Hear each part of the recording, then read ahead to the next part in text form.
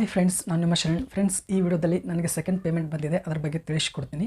ಎಷ್ಟು ಬಂದಿದೆ, ಎಷ್ಟು ತಿಂಗಳು ಆದಮೇಲೆ ಸೆಕೆಂಡ್ ಪೇಮೆಂಟ್ ಬಂದಿದೆ, ಆ್ಯಡ್ಸೆನ್ಸಿಂದ ರಿಲೀಸ್ ಆದಮೇಲೆ ಎಷ್ಟು ದಿನದಲ್ಲಿ ನನ್ನ ಅಕೌಂಟ್ಗೆ ಬಂತು, ಏನಾದರೂ ಪ್ರಾಬ್ಲಮ್ ಆಯಿತಾ, ಮತ್ತು ಈ ಒಂದು ಸೆಕೆಂಡ್ ಪೇಮೆಂಟಿಂದ ನನಗೆ ಖುಷಿ ಆಗಿದೆಯಾ ಇಲ್ವಾ ಬೇಜಾರಾಗಿದೆ, ಆ ಥರ ನಿಮಗೆ ಎಲ್ಲನೂ ತಿಳಿಸ್ಕೊಡ್ತೀನಿ. ಫ್ರೆಂಡ್ಸ್, ಇವತ್ತು ಅಂದರೆ ಜೂನ್ 2ನೇ ತಾರೀಕು ನನಗೆ ಸೆಕೆಂಡ್ ಪೇಮೆಂಟ್ ಬಂದಿದೆ.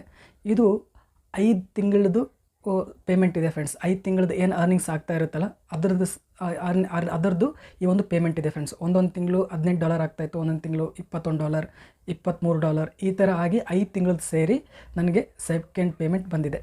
ಎಷ್ಟು ಬಂದಿದೆ ನಿಮಗೆ ಅಂತೇಳಿ ನಿಮಗೆ ಡೌಟ್ ಇರುತ್ತೆ. ಈಗ ಒಂದು ಯೂಟ್ಯೂಬ್ ಪೇಮೆಂಟ್ ತೊಗೋಬೇಕು ಅಂತಂದರೆ ಮಿನಿಮಮ್ ಕ್ರಿಟೇರಿಯಾ ಇದೆ, ಇಷ್ಟು $, ಆದ್ರೇ ನಿಮಗೆ ಒಂದು ಪೇಮೆಂಟ್ ಬರುತ್ತೆ ಅಂತೇಳಿ ಗೊತ್ತಿರುತ್ತೆ. ಆ ಕ್ರಿಟೇರಿಯಾ ಏನಿದೆ ಅದರ ಆಸ್ಪಾಸೇ ಇದೆ ಫ್ರೆಂಡ್ಸ್. ನಿಮಗೆ ಗೊತ್ತಾಗುತ್ತೆ ಏನು ಕ್ರಿಟೇರಿಯಾ ಇದೆ, ಎಷ್ಟು ಅಂದಾಜಾಗಿ ಆಗಿರ್ಬೋದು ಅಂತೇಳಿ. ನಿಮಗಿನ್ನೂ ಅದು ಅರ್ಥ ಆಗಲಿಲ್ಲ ಅಂತಂದರೆ ನಿಮಗೆ ಒಂದು ಇಲ್ಲಿ ಕೆಳಗಡೆ ಒಂದು ಸ್ಕ್ರೀನ್ಶಾಟ್ ಹಾಕ್ತೀನಿ, ಒಂದು ಲೆಕ್ಕ ಹಾಕ್ತೀನಿ. ಅದನ್ನು ನೀವು ಕ್ಯಾಲ್ಕುಲೇಟ್ ಮಾಡಿದರೆ ಎಷ್ಟು ದುಡ್ಡು ಬಂದಿದೆ ನಿಮಗೆ ಕರೆಕ್ಟಾಗಿ ಎಕ್ಸಾಕ್ಟಾಗಿ ಗೊತ್ತಾಗುತ್ತೆ. ಎಕ್ಸಾಕ್ಟಾಗಿ ಹೇಳಬಾರ್ದು ಅಂತ ಭಾಳಷ್ಟು ಯೂಟ್ಯೂಬರ್ಸ್ ಹೇಳ್ತಾರೆ, ನನಗಂತೂ ಅದ್ರ ಬಗ್ಗೆ ಗೊತ್ತಿಲ್ಲ. ಅದಕ್ಕೆ ನಾನು ಸುಮ್ಮನೆ ಯಾಕೆ ರಿಸ್ಕ್ ತೊಗೊಳ್ಳೋದು ಅಂತೇಳಿ ಎಕ್ಸಾಕ್ಟಾಗಿ ಹೇಳ್ತಾ ಇಲ್ಲ.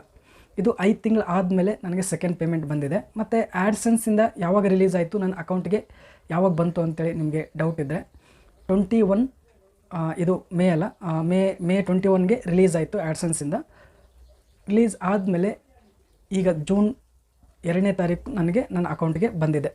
ಅಂದರೆ 9, 10, 12 ದಿನ ಆದಮೇಲೆ ನನಗೆ ಅಕೌಂಟ್ಗೆ ಬಂದಿದೆ ಫ್ರೆಂಡ್ಸ್. ಇಷ್ಟು ದಿನ ವೆಯ್ಟ್ ಮಾಡಿದ್ದೀನಿ. ಈ ಟೈಮಲ್ಲಿ ನನಗೆ ಭಾಳ ಒಂಥರ ಹೆದರಿಕೆ ಇತ್ತು. ಮತ್ತು ಇನ್ನೂ ಬರ್ತಾ ಇಲ್ಲಲ್ಲ ಅಕೌಂಟ್ಗೆ, ಇನ್ನೂ ಬರ್ತಾ ಇಲ್ಲಲ್ಲ ಅಂಥೇಳಿ ಬೇಜಾರಾಗ್ತಾಯಿತ್ತು. ಬರುತ್ತೋ ಇಲ್ವೋ, ಏನಾದರೂ ಪ್ರಾಬ್ಲಮ್ ಆಗಿದೆಯಾ ಆ ಥರ ಅನ್ನಿಸ್ತಾ ಇತ್ತು. ಒಂದು ಬಾರಿ ನಾನು ಬ್ಯಾಂಕ್ಗೆ ಹೋಗಿ ಕಾಂಟ್ಯಾಕ್ಟ್ ಮಾಡಿದೆ, ಈ ರೀತಿ ಈ ಅಕೌಂಟ್ಗೆ ಒಂದು ಪೇಮೆಂಟ್ ಬರೋದಿದೆ, ನಿಯರ್ಲಿ 8,000 ಅಪ್ರಾಕ್ಸಿಮೇಟ್ ಅಷ್ಟು ಬರಬೇಕಾಗಿದೆ, ಬಂದಿದೆಯಾ ಚೆಕ್ ಮಾಡಿ, ಮತ್ತೇನಾದರೂ ಹೋಲ್ಡ್ ಆಗುತ್ತಾ, ನಿಮ್ಮ ಬ್ಯಾಂಕ್ ಕಡೆಯಿಂದ ಏನಾದರೂ ಹೋಲ್ಡ್ ಮಾಡ್ತೀರಾ ಅದೆಲ್ಲ ಕೇಳಿದ್ದೆ. ಅವರೇನೂ ಹೇಳಿಲ್ಲ, ಬ್ಯಾಂಕ್ ಅಕೌಂಟಿಗೆ ಏನೂ ಬಂದಿಲ್ಲ ಅಂತ ಅಷ್ಟೇ ಹೇಳಿದರು. ಅದು ಬಿಟ್ಟರೆ ಬೇರೆ ಏನೇನು ಆಗುತ್ತೆ ಅಲ್ಲಿ ಏನಂತೇಳಿ ಹೇಳಿಲ್ಲ.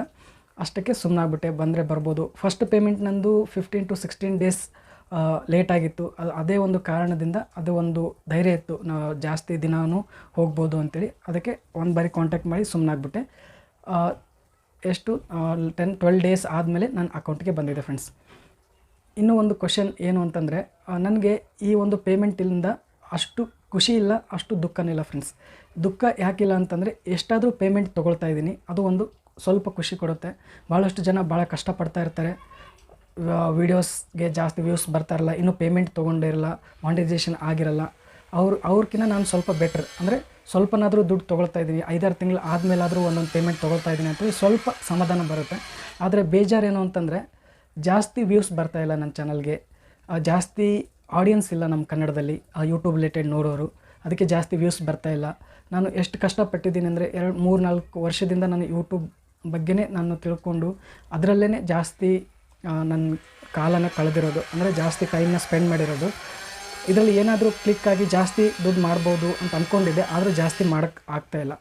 ಈಗ ಈಗ ನೆಕ್ಸ್ಟ್ ಡೇಸಲ್ಲಿ ಸ್ವಲ್ಪ ದಿನದಲ್ಲಿ ಅಂದರೆ ಒಂದು ಪೇಮೆಂಟ್ ಒಂದು ತಿಂಗಳಿಗೆ ತೊಗೊಂಡ್ರೆ ಸಾಕು ಅನ್ನಿಸ್ತಾಯಿದೆ. ಅಷ್ಟು ಒಂದು ನೆಕ್ಸ್ಟ್ ಏನಿದೆ ಅದು ಇನ್ನೂ ಯಾವಾಗ ಆಗುತ್ತೋ ಗೊತ್ತಿಲ್ಲ. ಒಂದು ತಿಂಗಳಿಗೆ ಒಂದು ಪೇಮೆಂಟ್ ತೊಗೊಳ್ಬೇಕು ಅಂತಂದರೆ ಡೈಲಿ 10,000 ವ್ಯೂಸ್ ಬರಬೇಕು ಫ್ರೆಂಡ್ಸ್. ಡೈಲಿ ಒಂದು ದಿನಕ್ಕೆ 10,000 ವ್ಯೂಸ್ ಬರಬೇಕು, ಆವಾಗ ನನಗೆ ಒಂದು ತಿಂಗಳಿಗೆ ಒಂದು ಪೇಮೆಂಟ್ ಬರುತ್ತೆ. ಈಗ 1,600, 1,700, 2,000 ವ್ಯೂಸ್ ಬರ್ತಾಯಿದೆ.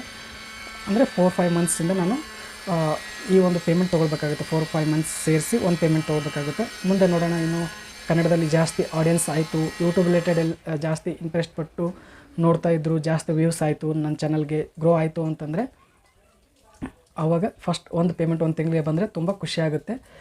ಭಾಳಷ್ಟು ಬೇಜಾರು ಕೂಡ ಆಗುತ್ತೆ, ಯಾಕಂದರೆ ಭಾಳಷ್ಟು ಜನ ಒಂದೊಂದು ತಿಂಗಳಿಗೆ 70,000, 80,000, 1 lakh ಅಲ್ಲಿವರೆಗೂ ತೊಗೊಳ್ತಾ ಇರ್ತಾರೆ. ನಾನು ಜಸ್ಟ್ ಒಂದು 10,000 ತೊಗೊಳಕ್ಕೆ ಆಗ್ತಾಯಿಲ್ಲಲ್ಲ ಅಂತೇಳಿ ಬೇಜಾರಾಗ್ತಾ ಇರುತ್ತೆ. ನೋಡೋಣ, ನಮಗೂ ಕೂಡ ಒಂದು ಒಳ್ಳೆ ಟೈಮ್ ಬರ್ಬೋದು ಅಂತೇಳಿ ಅಂದ್ಕೊಂಡಿದ್ದೀನಿ. ಈ ತಿಂಗಳಲ್ಲಿ ನನಗೆ ಸ್ವಲ್ಪ ಚೆನ್ನಾಗಿ ಡಾಲರ್ ಆಗಿದೆ, ಅಂದರೆ $22 ಆಗಿದೆ ಈ ಮಂತಲ್ಲಿ. ಮೇ ಮಂತಲ್ಲಿ $22 ಆಗಿದೆ. ತುಂಬ ಚೆನ್ನಾಗಿ ಗ್ರೋ ಆಗ್ತಾಯಿದೆ ಚಾನಲ್, ವೀಡಿಯೋಸ್ ಕೂಡ ಜಾಸ್ತಿ ಅಪ್ಲೋಡ್ ಮಾಡ್ತಾಯಿದ್ದೀನಿ ನಾನು. ನೋಡೋಣ ನೆಕ್ಸ್ಟು ಈ ಒಂದು ಥರ್ಡ್ ಪೇಮೆಂಟಲ್ಲಿ ಎಷ್ಟು ತಿಂಗಳಲ್ಲಿ ನಾನು ಥರ್ಡ್ ಪೇಮೆಂಟ್ ತೊಗೋತೀನಿ ಅಂತೇಳಿ ನೋಡೋಣ, ವೆಯ್ಟ್ ಮಾಡ್ತಾಯಿದ್ದೀನಿ. ಈ ಮಂತ್ $22 ಆಗಿದೆ. ನೆಕ್ಸ್ಟ್ ಇನ್ನೂ ವ್ಯೂಸ್ ಇನ್ಕ್ರೀಸ್ ಆಗುತ್ತಾ, ಏನಾದರೂ ಗ್ರೋತ್ ಆಗುತ್ತಾ ನನ್ನ ಚಾನಲಲ್ಲಿ ನೋಡೋಣ. ಈ ಒಂದು ಈ ಟೈಮಲ್ಲಿ $22 ಜಾಸ್ತಿನೇ ಆಯಿತು. ನನಗೆ $16, $17, $18 ಬರ್ತಾಯಿತ್ತು. ಇದಕ್ಕೆ ಜಾಸ್ತಿ ಆಗೋದಕ್ಕೆ ಕಾರಣ ಏನು ಅಂತಂದರೆ, ನಾನು ಯೂಟ್ಯೂಬ್ ರಿಲೇಟೆಡ್ ಬಿಟ್ಟು ಬೇರೆ ಎಲೆಕ್ಟ್ರಿಸಿಟಿ ಬಿಲ್ ರಿಲೇಟೆಡ್ ಒಂದು 3-4 ವೀಡಿಯೋಸ್ ಮಾಡಿದ್ದೆ. ಅದರಲ್ಲಿ ವ್ಯೂಸ್ ಚೆನ್ನಾಗಿ ಬಂತು.